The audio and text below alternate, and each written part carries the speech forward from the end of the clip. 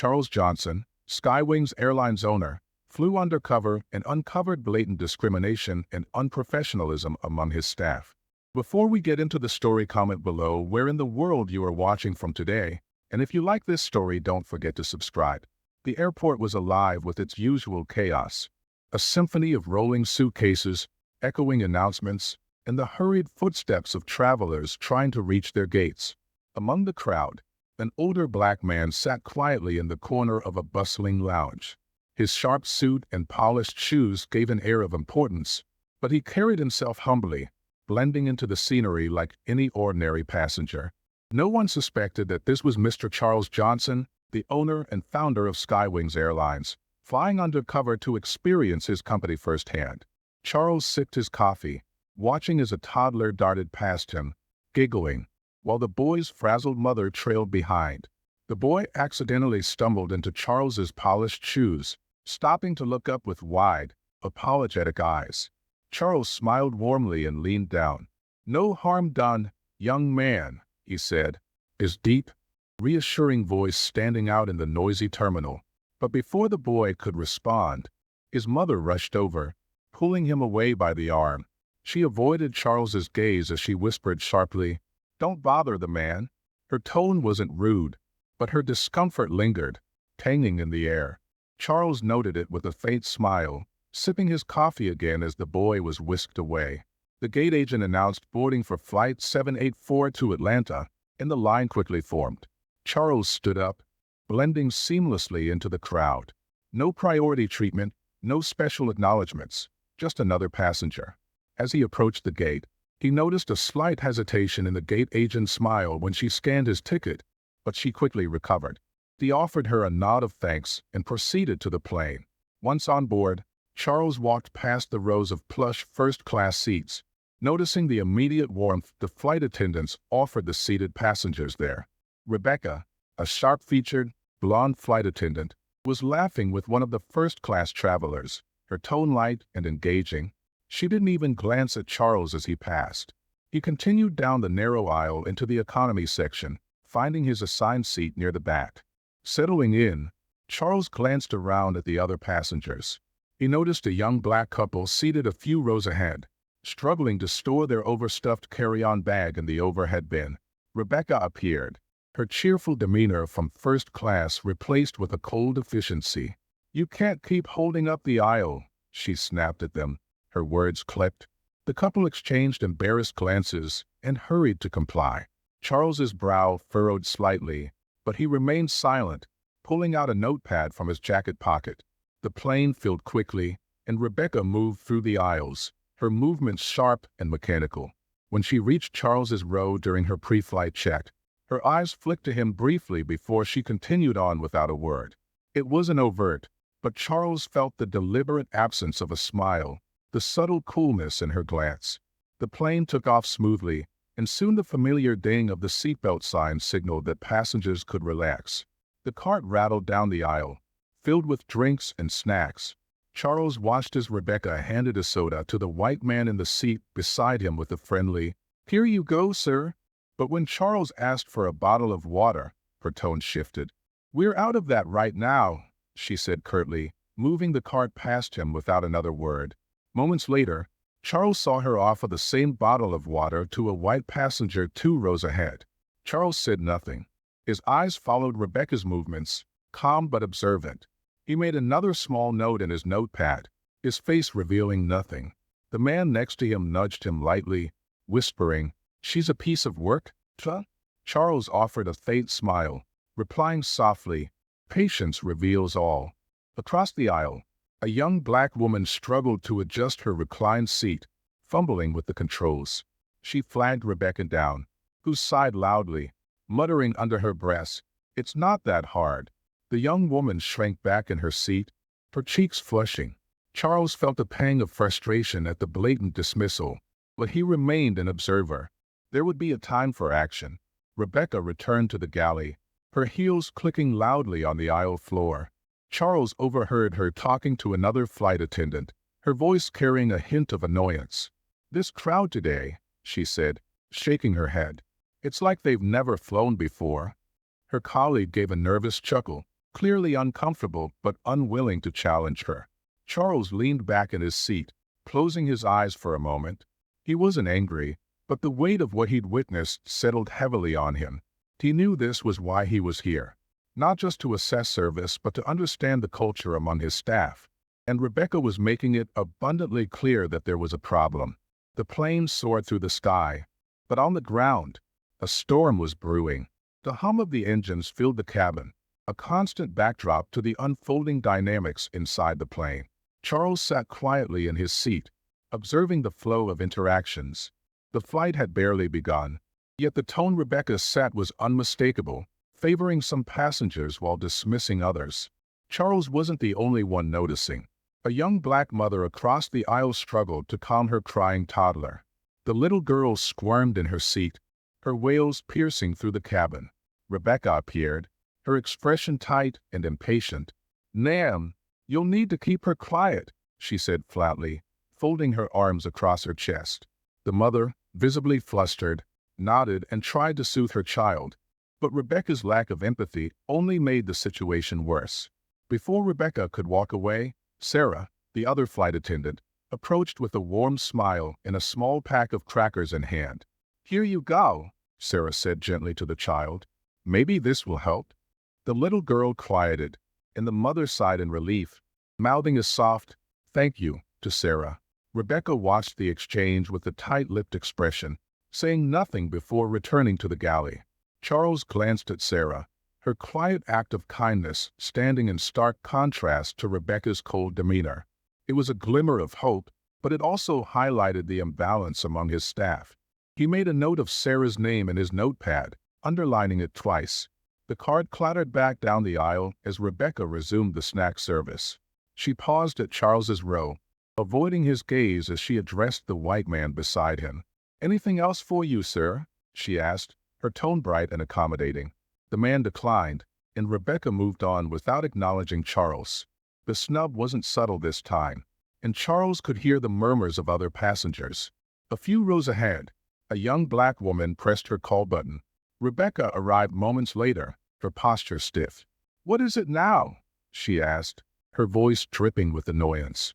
The woman, startled by her tone, stammered, "I was just wondering if I could get a pillow."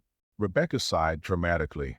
"We don't have extras," she replied, though moments later, Charles saw her hand a pillow to a white passenger near the front of the cabin. The subtle, repeated slights began to form a pattern, one that couldn't be ignored. Charles's hand tightened around his pen as he jotted another note. Across the aisle, an older black man wearing a hat leaned toward him and whispered, "She's something else, huh?" Charles turned to him, offering a small, knowing smile. "She's showing exactly who she is," he replied. In the galley, Rebecca vented to Sarah in a low voice. "I don't know why they can't just follow the rules. It's always the same kind of people." Sarah frowned. "Rebecca, you need to be careful with what you're saying," she replied firmly. Rebecca scoffed, brushing off the comment. "You know I'm right," she said, turning away. Sarah's shoulders sagged, a flicker of guilt crossing her face. Back in his seat, Charles noticed Rebecca's interactions growing colder as the flight continued. She bypassed the young black couple in the row ahead during drink service, pretending not to hear when they asked for water. The woman hesitated, then leaned into the aisle to flag her down again. "Excuse me," she began, but Rebecca turned sharply. "I'll get to you when I can," she snapped, cutting her off. The woman slumped back in her seat, her face flushed with embarrassment. The tension in the cabin was palpable now, and other passengers began exchanging uncomfortable glances. One middle-aged man across the aisle muttered under his breath, "She's got some nerve." Even Sarah seemed uneasy, her eyes darting between Rebecca and the passengers. Charles pressed the call button at his seat. Rebecca arrived a moment later, her expression unreadable. "Yes," she asked curtly. "Could I trouble you for a cup of coffee?" Charles asked politely. Rebecca stared at him for a moment, her lips spinning. "We're not serving coffee right now," she said flatly, before turning and walking away. Moments later, Charles saw Sarah delivering coffee to another passenger in first class. Rebecca returned to the galley, unaware that Charles had been quietly observing her every move. She leaned against the counter, shaking her head. "This flight is a nightmare," she muttered to Sarah. "They're so demanding." Sarah hesitated, then said softly, "Maybe it's not them. Maybe it's how you're handling it." Rebecca shot her a sharp look. "Don't start with me, Sarah." As the plane cruised through the sky, the divide between Rebecca's treatment of passengers grew wider and more apparent. Charles closed his notepad, his expression calm but resolute. He knew now that this wasn't just an isolated incident. It was a reflection of something deeper, a culture that needed to change. But for now, he remained silent, letting Rebecca dig her own grave. Rebecca, oblivious to the weight of her actions, carried on as if nothing was amiss. But Charles knew that the real turbulence was yet to come. The hum of the engine softened as the plane leveled out at cruising altitude, but the tension inside the cabin was anything but settled. Charles sat silently, his mind working as he reflected on what he had witnessed so far. His calm demeanor belied the simmering frustration within, but he had no intention of reacting emotionally. Instead, he watched, waiting for the moment when the true weight of Rebecca's behavior would reveal itself. Rebecca strode down the aisle with the snack cart once more, her heels clicking against the floor like a metronome of discontent. She was visibly irritated, her forced smile long gone. A young black man seated a few rows ahead pressed the call button just as she passed. She stopped abruptly, her body stiffening as she turned to him. "What now?" she said, her tone loud enough for the nearby passengers to hear. The young man, clearly taken aback, replied politely, "I was just wondering if I could get some peanuts." Rebecca let out an exaggerated sigh. "We're out," she said, brushing past him without offering an alternative. The man frowned, confused, as moments later Rebecca handed a bag of peanuts to a white woman seated in the row across from him. Charles's jaw tightened, but he said nothing. Instead, he glanced around the cabin, noticing how other passengers were beginning to shift uncomfortably in their seats. A middle-aged white man across the aisle leaned toward Charles and whispered, "She's got a real attitude problem." Charles nodded subtly, filing the interaction away in his mental log. A short time later, Rebecca returned to the galley. Charles overheard her speaking to Sarah in hushed but irritated tones. "Why do they always have to be so needy?" she muttered. "I can't stand it. It's like they think we're here just to serve them." Sarah, her patience clearly wearing thin, responded quietly, "Rebecca, that's literally our job, and you're crossing a line." Rebecca rolled her eyes. Spare me the lecture." "You know I'm right," she shot back, dismissing Sarah's concern with a wave of her hand. As Rebecca walked back into the cabin, Charles decided to test her further. He pressed his call button, his expression neutral as she approached. She stopped at his row, her arms crossed and her tone clipped. "Yes? May I have a blanket, please?" Charles asked politely. Rebecca smirked slightly, as if the question annoyed her. "We don't have any extras," she replied, her voice flat. Then, without waiting for a response, she turned and walked away.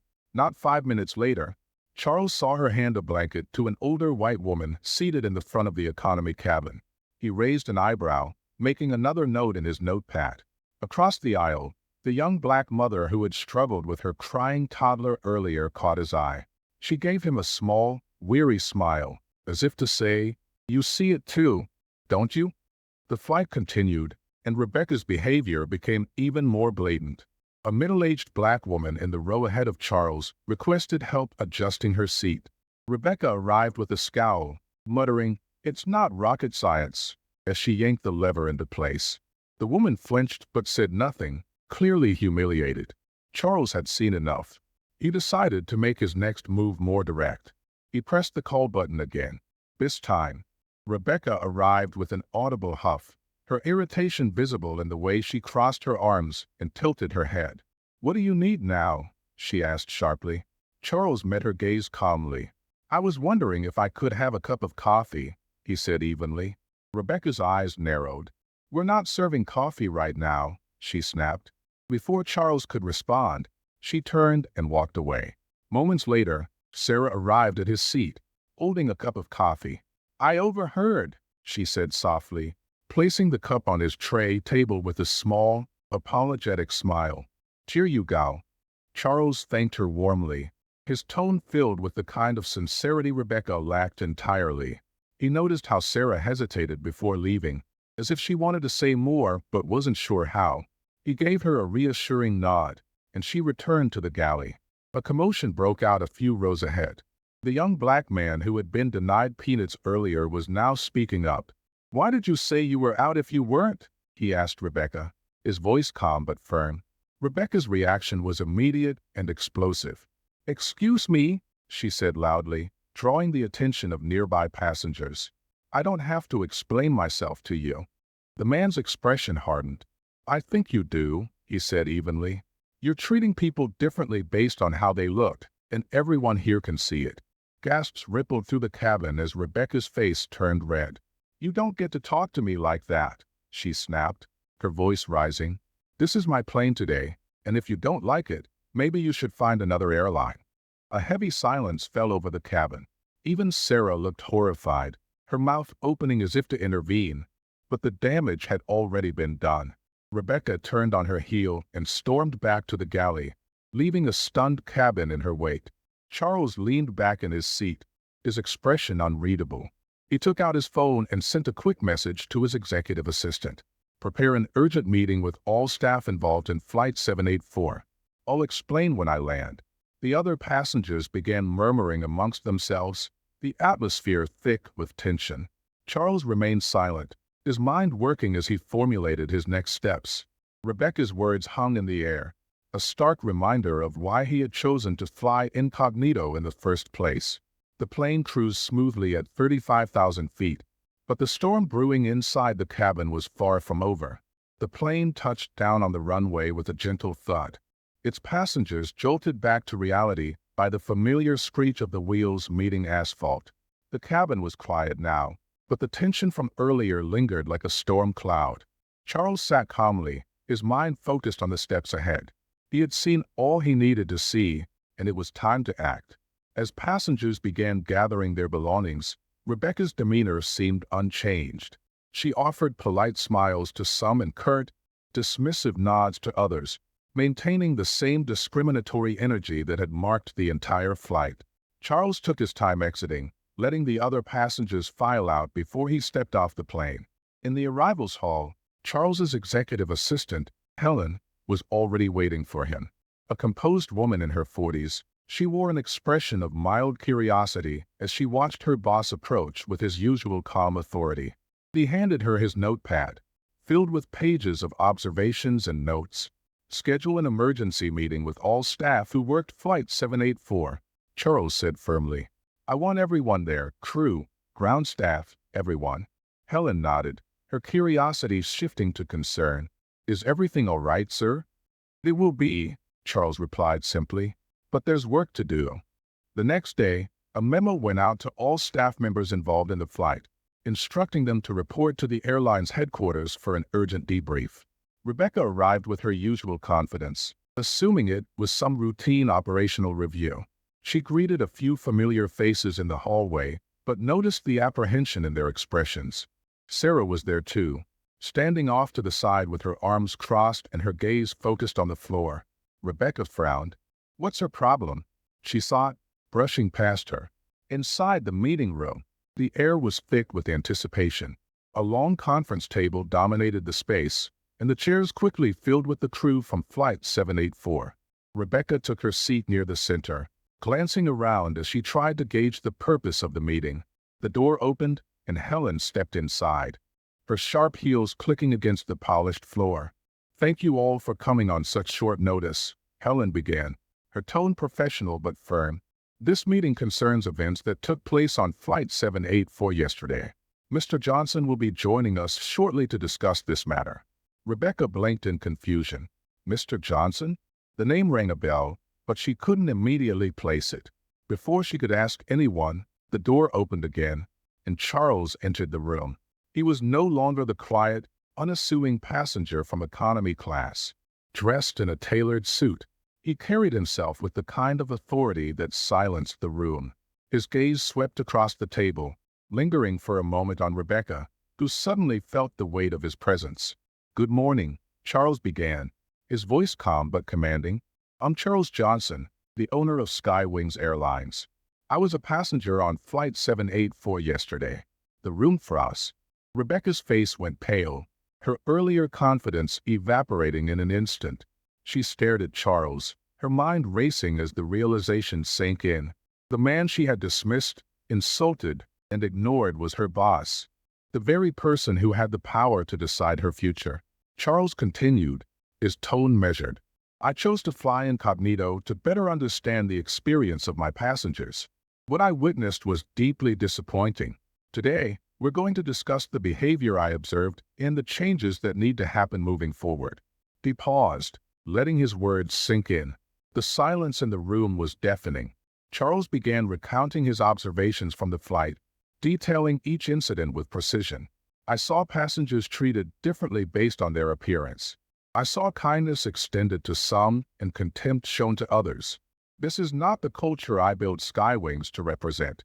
Rebecca shifted uncomfortably in her seat, her face burning with embarrassment. She opened her mouth to speak, but Charles held up a hand to stop her. "Before anyone tries to explain or justify," he said, his tone sharp, "I want you all to listen to the voices of our passengers." He gestured toward the door, and Helen stepped out momentarily, returning with several passengers from Flight 784. Among them were the young black mother with her toddler, the young black man Rebecca had dismissed during snack service, and the older black couple seated near the back of the plane. Each of them took a seat at the table, their expressions a mixture of nervousness and determination. One by one, the passengers shared their experiences. The young mother spoke first, her voice trembling slightly. "I felt judged the moment I boarded. When my daughter cried, I wasn't offered help. I was made to feel like I didn't belong." The young man followed, his tone firmer. "I asked for peanuts, and I was told there weren't any left. Minutes later, I saw the same flight attendant give them to someone else. It was humiliating." The older black woman spoke last, her voice filled with quiet dignity. "When I asked for help with my seat, I was treated like an inconvenience. I shouldn't have to feel less human because of my skin color." Rebecca's head hung low as the passenger spoke. She avoided eye contact, her earlier bravado replaced by a deep sense of shame. Charles watched her closely, his expression unreadable. "Do you have anything to say for yourself, Miss Whitman?" he asked finally, his voice calm but unyielding. Rebecca hesitated, then stammered, I didn't mean to offend anyone. It wasn't intentional. I was just stressed." "Stressed?" Charles interrupted, his voice rising slightly. "Stress doesn't excuse disrespect. It doesn't excuse prejudice. What you showed on that flight wasn't professionalism. It was bias, plain and simple." The room was silent again, the weight of Charles's words pressing down on everyone present. Charles turned to the rest of the staff. "This isn't just about one person. It's about a culture. It's about accountability. From this moment on, Skywings will implement mandatory diversity and inclusion training for all employees. There will be zero tolerance for behavior that undermines our values. Do I make myself clear?" The room murmured in agreement, heads nodding. Rebecca's voice broke the silence. "I'm sorry," she said softly, her voice barely audible. "I didn't realize how I was coming across." Charles studied her for a moment, then said, "The apology is a start, but actions speak louder than words. You'll undergo retraining, Ms. Whitman, and if I see even a hint of this behavior again, you'll no longer have a place at this airline. Is that understood?" Rebecca nodded, tears brimming in her eyes. "Yes, sir."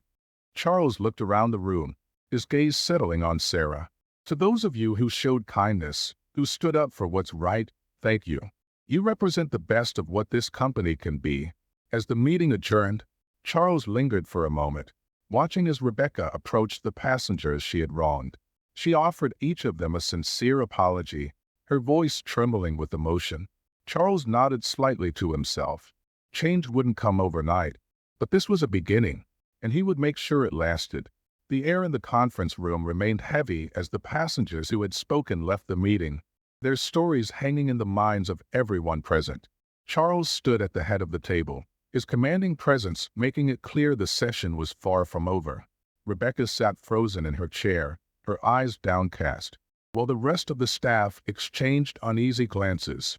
It was clear that this was no ordinary meeting, and everyone felt the gravity of what had just unfolded. Charles's gaze swept across the room. "Let me be absolutely clear," he began, his voice calm but firm. Skywings Airlines was built on the promise of respect, inclusivity, and fairness. If even one of our passengers feels dehumanized, disrespected, or unwelcome, then we have failed as a company. And yesterday, we sailed. The silence in the room was deafening. No one dared to speak as Charles's words landed with weight. He turned his attention to the group of flight attendants seated at the table. "Now, I want to hear from you. No excuses, no justifications, just honesty. Tell me what you saw and why no one spoke up." Sarah, the junior flight attendant, hesitated before raising her hand. Charles nodded at her, encouraging her to speak. "Sir," she began, her voice trembling slightly, "I noticed some of what was happening. I saw Rebecca being less kind to certain passengers. I should have said something, but," she faltered, looking down at the table. "Go on," Charles said gently. "I didn't want to cause a scene," Sarah admitted. "I thought maybe she was just having a bad day. But I realize now that I should have stood up for those passengers. I'm sorry." Charles nodded, appreciating her honesty. "Thank you for your courage, Sarah. Acknowledging where you went wrong is the first step toward making it right." He turned to the others. "And the rest of you? Did anyone else notice?" There were murmurs of agreement, but no one else was willing to speak outright. Charles's expression darkened. "Silence is complicity," he said firmly. "When you see something wrong and choose to do nothing, you're part of the problem. This isn't just about Rebecca. It's about all of you who allowed this behavior to continue unchecked." Rebecca finally spoke, her voice barely above a whisper. "I didn't realize how I was coming across," she said, her words shaky. "I wasn't trying to be disrespectful. I was just stressed." Charles's sharp gaze locked onto hers. "Stress does not excuse bias. It doesn't explain why you treated certain passengers with kindness and others with contempt. What you showed yesterday wasn't just unprofessional, it was prejudice." Rebecca's face crumpled, and she looked down at her hands, clasped tightly in her lap. "I'm sorry," she said again, her voice thick with emotion. "I never meant to hurt anyone." Charles let her words hang in the air for a moment before responding. "Regret is meaningless without action. Apologies are only as good as the behavior that follows them. You will undergo mandatory retraining, Rebecca, and I'll be personally monitoring your progress. If I ever hear of anything like this happening again, your time with Skywings will be over. Do you understand?" "Yes, sir," Rebecca replied, tears streaking her cheeks. Charles straightened, addressing the entire group. "This is about more than one person. It's about the culture we're creating here at Skywings. And right now, it's clear that our culture needs work. Starting today, we will be implementing the following changes." He gestured to Helen, who handed out a series of documents outlining the company's new policies. These changes include mandatory diversity and inclusion training for all staff, effective immediately. We will also be introducing a new passenger feedback program so that no one's experience is dismissed or ignored. Finally, we will be conducting a thorough review of our hiring and training practices to ensure that every employee understands and embodies the values this airline was built on. The room was silent as staff flipped through the documents, the weight of the changes sinking in. As the meeting continued, Charles called for further testimonials, not from passengers this time, but from staff. He encouraged them to share their perspectives on the company's culture, promising that no one would face repercussions for speaking honestly. Slowly, the room began to open up. A senior flight attendant spoke up first. "I've been with Skywings for 15 years, she said, "and I've seen attitudes like Rebecca's before. Not everyone is as blatant, but there's definitely a bias in how some staff treat passengers. It's not right, and it's not what we're supposed to stand for." Another staff member chimed in, adding, "I felt uncomfortable about it for a while, but I didn't know how to address it. I thought maybe it wasn't my place to say anything." Charles listened intently, his expression thoughtful. "It is always your place to speak up when you see something wrong," he said. "In fact, it's your responsibility. not just as employees of this company, but as decent human beings. The meeting continued for over an hour as staff shared their thoughts, their concerns, and their ideas for moving forward. By the end, there was a sense of collective accountability in the room, as if everyone had realized the role they played in shaping the airline's culture. As the staff began to leave, Charles called Rebecca back. She approached hesitantly, her shoulders hunched. "I appreciate your apology, Rebecca," Charles said, his tone softer now. "But if you're going to stay with this company, I need to see real change from you. Words aren't enough. Show me that you can treat every passenger with the respect they deserve." Rebecca nodded, her voice quiet. "I will, sir.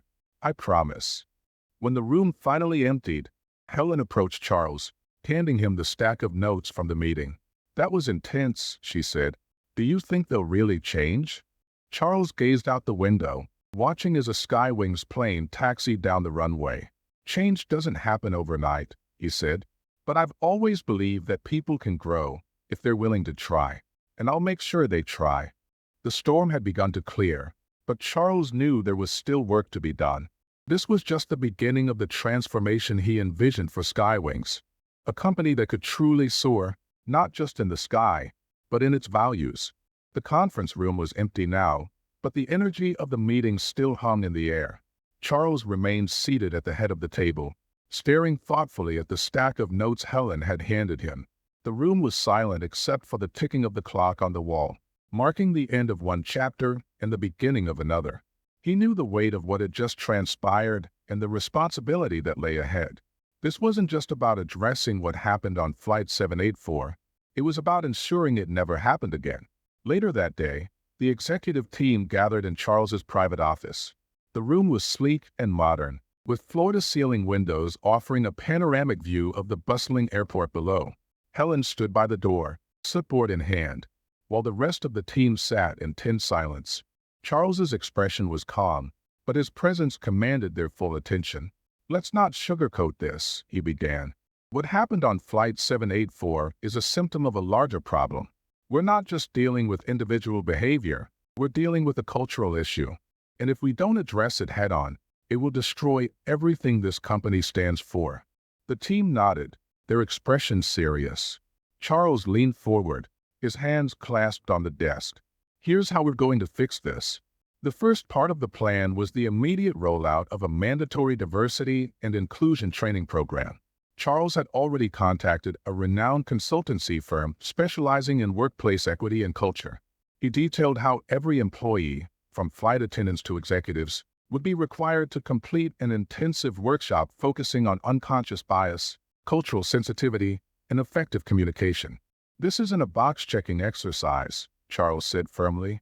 "This is about changing mindsets and behaviors, and it starts at the top." He locked eyes with each member of the executive team, making it clear that they were not exempt.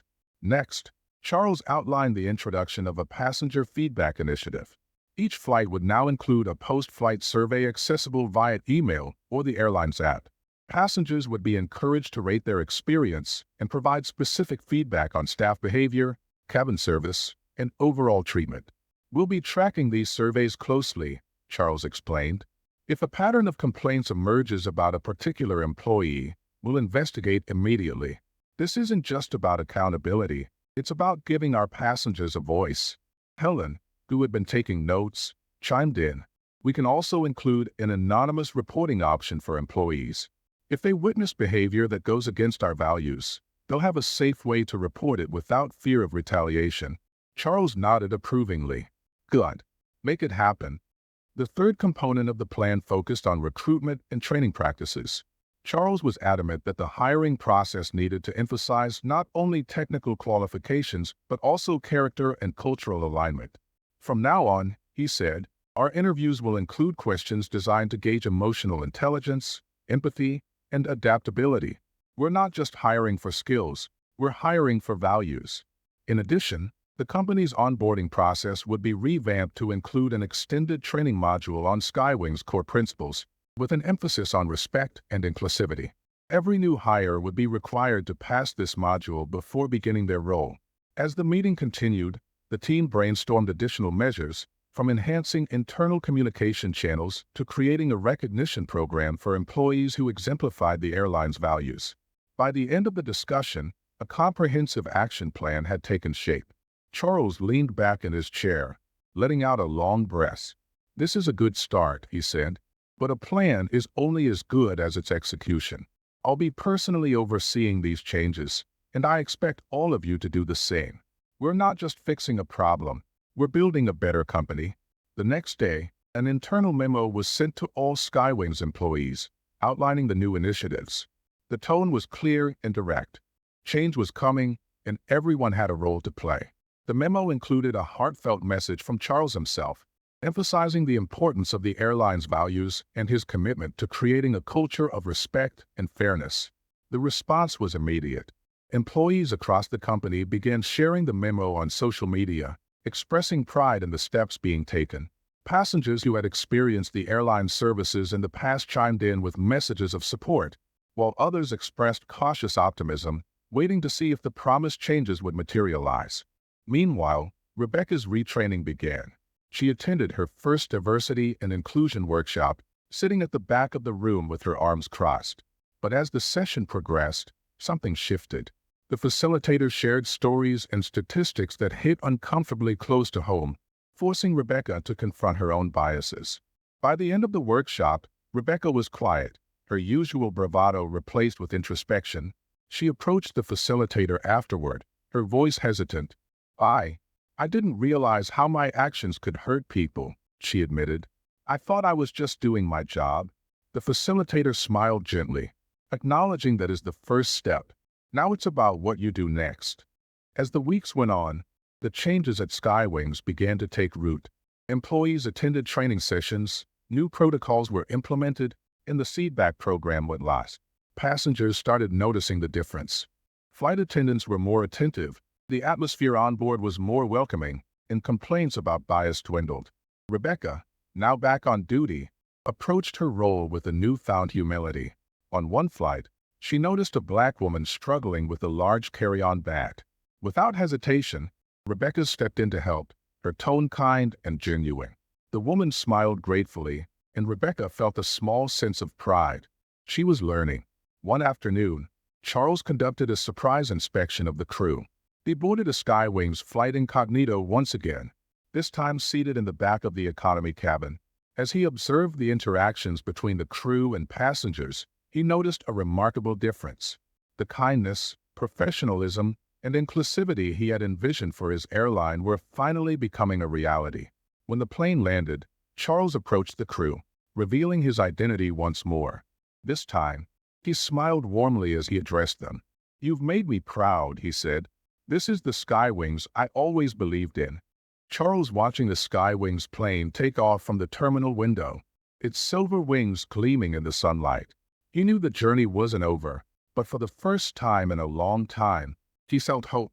Skywings was soaring again, not just in the sky, but in its values. The transformation at Skywings was beginning to take hold.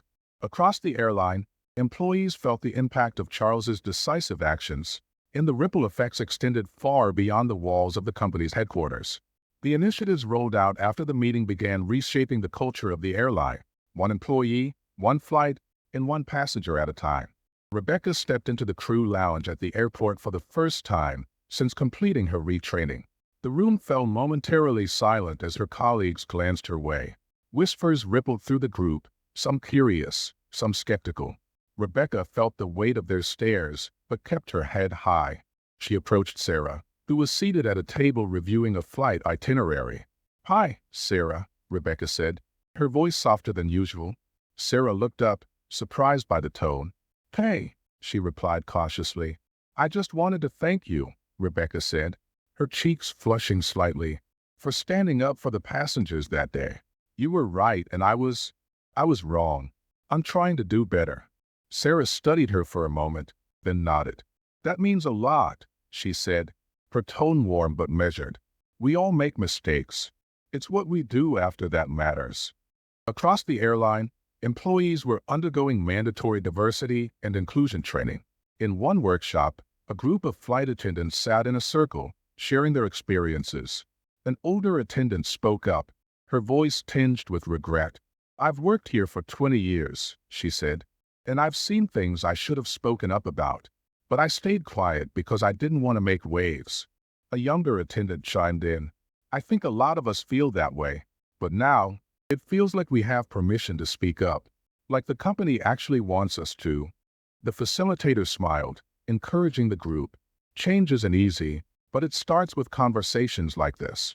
Your voices matter." Meanwhile, passengers were noticing the difference. On a flight to Denver, a middle-aged black man traveling with his elderly mother was surprised when a flight attendant went out of her way to ensure they were comfortable. "If you need anything at all, just press the call button," she said with a genuine smile.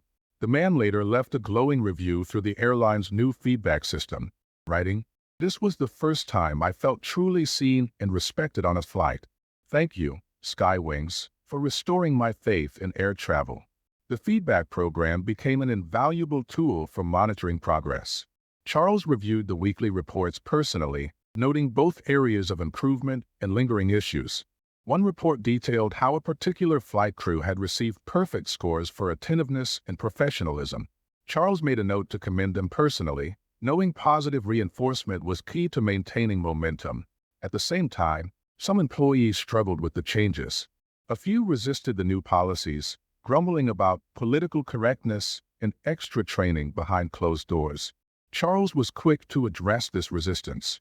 In an all-staff memo, he reiterated the company's zero-tolerance policy for discrimination and reminded everyone of Skywing's mission. "We are here to serve everyone with dignity and respect. If that doesn't align with your values, this may not be the right place for you." Rebecca's journey of growth continued as she worked on rebuilding trust with her colleagues. On one flight, she was paired with Sarah again. There was an initial awkwardness between them, but as the flight progressed, Rebecca made a conscious effort to show kindness to every passenger. She helped an elderly Asian man with his luggage, offered extra snacks to a family traveling with children, and checked in on a young black woman seated near the back, asking if she needed anything. During the layover, Sarah approached Rebecca. "I've noticed a difference," she said. "You're making an effort, and it shows." Rebecca exhaled, relief washing over her. "I'm trying," she said. "I have a long way to go, but I'm trying." Charles, true to his word, continued to monitor the progress of the initiatives. He often visited flights unannounced, flying as an ordinary passenger to observe the changes firsthand. On one such flight, he was pleasantly surprised when the crew treated every passenger with equal warmth and attentiveness, from the first-class cabin to the last row of economy. After the flight landed, Charles revealed his identity to the crew. "You've made me proud today," he said, shaking hands with each member of the team. "This is what Skywings is all about." The changes weren't limited to the airline itself. News of Skywings' transformation began to spread, earning praise from industry experts and passengers alike. Travel blogs featured stories about the airline's commitment to inclusivity, and one headline read, "Skywings soars to new heights with its commitment to equality." Passengers who had once sworn off flying with Skywings returned, eager to see the changes for themselves.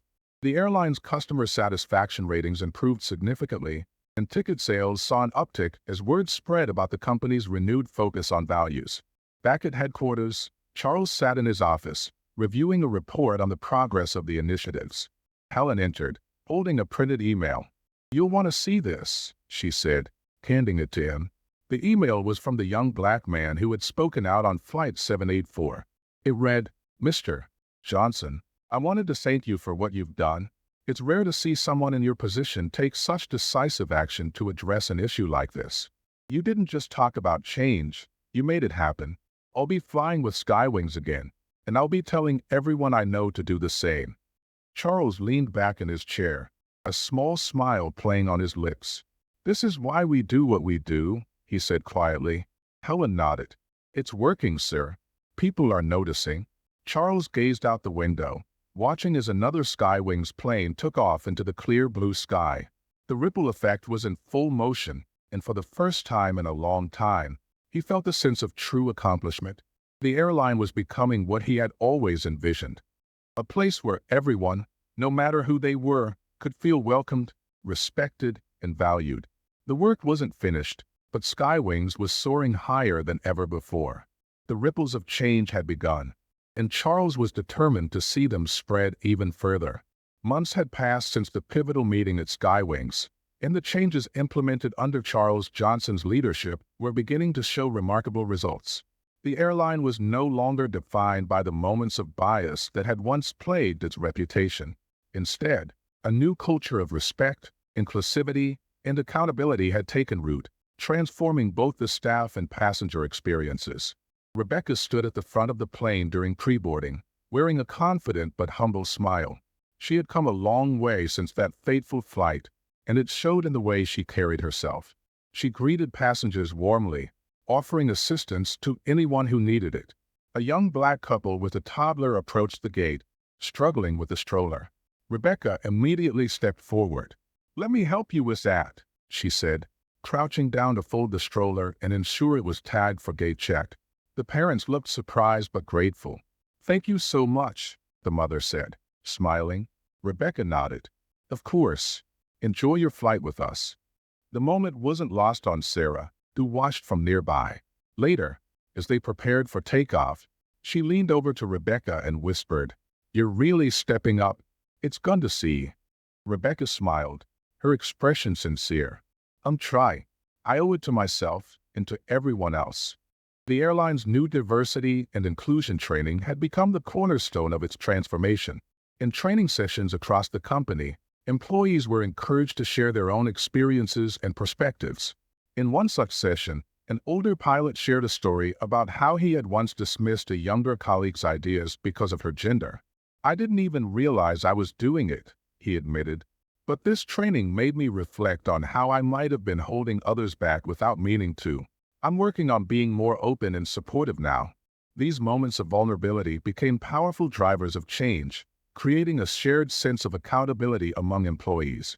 Charles personally attended several of the sessions, often sitting in the back and listening quietly. His presence sent a clear message. This was not just a corporate initiative, it was a personal mission. On board, passengers began noticing the changes as well. One flight from New York to Los Angeles became a perfect example of how far Skywings had come. An elderly black woman traveling alone was visibly nervous, clutching her boarding pass tightly. Rebecca noticed her hesitance and approached with a kind smile. "Hi there, Mrs. Carter," Rebecca said, addressing her by name after glancing at the manifest. "Let me show you to your seat." Mrs. Carter's face lit up. "Oh, thank you, dear. I don't fly much, and these planes are so confusing." Rebecca helped her get settled, even stowing her bag in the overhead compartment. Throughout the flight, she checked on Mrs. Carter several times, offering water and snacks. When the plane landed, Mrs. Carter turned to Rebecca and said, "You've been so kind. I'll remember this flight for the rest of my life." Nearby, another passenger overheard the exchange and later submitted a glowing review through the airline's new feedback system. Charles saw the review in his weekly report and smiled. Moments like this were the reason he had fought so hard to turn the company around. The passenger feedback program became an essential tool for tracking the airline's progress. Each week, Charles and Helen reviewed the reports, paying close attention to patterns. Complaints about discriminatory behavior had dropped significantly, replaced by an increasing number of compliments about the staff's professionalism and kindness. One particular comment stood out. A passenger wrote, "I've flown with Skywings for years, and I've never seen the crew this attentive. It feels like they genuinely care about everyone on board. Whatever you're doing, keep it up." Charles forwarded the comment to the entire staff with a simple note. "This is what success looks like. Thank you for making it happen." Skywings also began receiving attention from outside the company. Travel bloggers and industry experts praised the airline's transformation, calling it a gold standard for how companies could address internal issues and rebuild trust.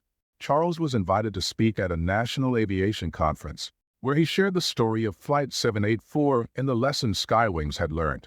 "Leadership isn't about avoiding mistakes," Charles said during his speech.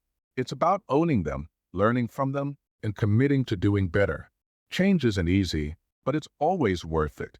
The audience gave him a standing ovation, and several CEOs approached him afterward to ask how they could implement similar changes in their own companies. Charles felt a deep sense of pride, not just for what Skywings had achieved, but for the broader impact their story was having. Back at headquarters, the energy among employees was electric. A new recognition program had been introduced, celebrating employees who went above and beyond to embody the airline's values. Sarah was one of the first recipients, honored for her courage in standing up for passengers and for helping to set a positive example for her colleagues. During the ceremony, Charles presented her with the award himself. "You reminded all of us what it means to lead with integrity," he said, shaking her hand.